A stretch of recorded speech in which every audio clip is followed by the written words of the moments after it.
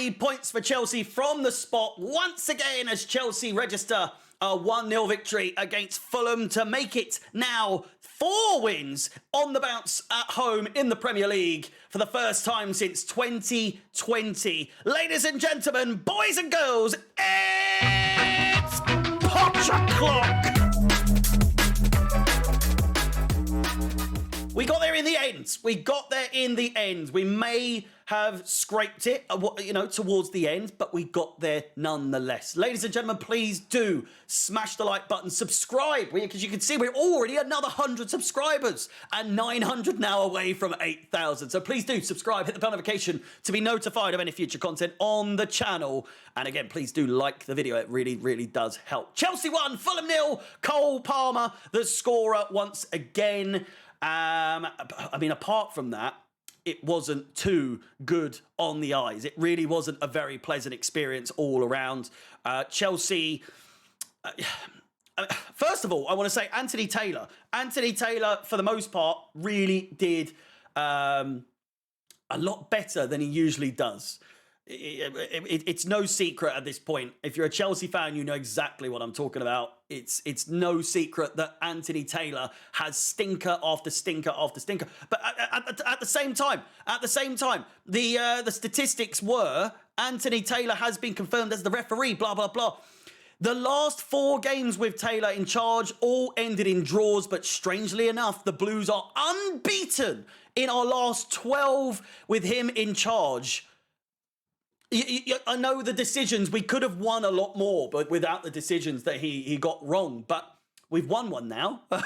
We've won now 5 in the last, 13 games with him in charge. It's not good statistically, but unbeaten in the last 13 games now with him refereeing. It's not actually as bad as you would think. We just don't get we don't always get the victory. We don't lose. We don't always get the victory. We might get a draw here and there. A lot of people were skeptical that early kickoff, Anthony Taylor, refereeing the game was going to cause sticky situations to Chelsea. Honestly, we didn't really come close to scoring besides that chance, obviously, that Cole Palmer put away. But we got there in the end. Sterling, poor performance from him again. I really thought was just... I'm not going to say poor performance. I take that, scratch that. It's still boring. I don't know. I really don't know how to describe his way of playing. Breuer as well, just really not good. So poor when he's on the ball. He seemingly lost all of the strength that he had before his injury, where he was just an absolute animal when coming up against other people, opposition defence. He just gets bodied off the ball all the time now. Gallagher, again, so close with that outswinger or outside of the boot half volley. Unlucky to not get the second goal there. Cole Palmer, a man of the match once again. Fantastic from him. They've got Colwill as man of the match. Jesus Christ. No. Palmer is man of the match for me once again. Enzo Fernandez, he's starting to do my head in a little bit. We really did have several chances, and I know it's the runs as well that are to blame, but especially towards the end, the final through ball or final pass through to whoever it is in front. At times it was Palmer, times it was Sterling, Breuer as well. The runs weren't fantastic, but Jesus Christ, the passes were just as bad. They were absolutely terrible from both him, Gallagher as well. Had maybe like a couple of good passes. Caicedo as well, not really someone that you would really need to complain about too much in that regard. Defensively, Petrovic, fantastic once again. I thought Disasi had a pretty good game. Gusto had a really good game as well. Thiago Silva, I thought, was the standout in defence. But Colwill, it's a strange one for Colwill. Nearly gave away, he did give away 2 really, really good chances for Fulham in the dying minutes of the game. I will say, though, on the stream, on the watch-along, I was surprised. I thought it was one of the better games, if not the best game I've seen Colwill play as a left-back for Chelsea. Was it still, a masterclass? Absolutely not. He definitely fit the bill. It's sometimes out of position again, but I feel like he's starting to get more of a grip of being a left back and not being You're not a centre-back at the moment. You are a left-back. Stop getting back into centre-back positions. But again, needlessly giving the ball away. I'm fairly sure he was booked, no? I'm so confused.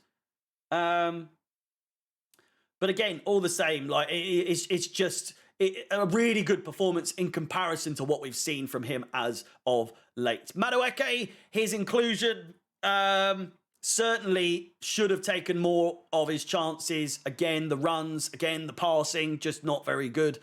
Ben Chilwell coming back. It's good to see him play for at least like 13, 14, 15, 16 minutes or so. Didn't really get to see too much of him. And I know there'll be people that were like, he's back. I can't stand Ben Chilwell. I love him. I'm glad he's back. It's good to see him back. Much like Carney Chukwuemeka, who was on for like a couple of minutes. But all the same, it's good to see him back, obviously scoring his goal against, was it West Ham before he left?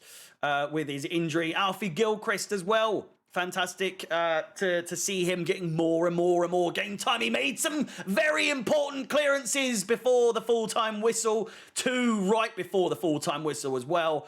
I mean, 3 points is 3 points. The fact that we're now sat in 8th place is something else. 14 points off of top spot in Liverpool. What are we now? 9 points. 9 points.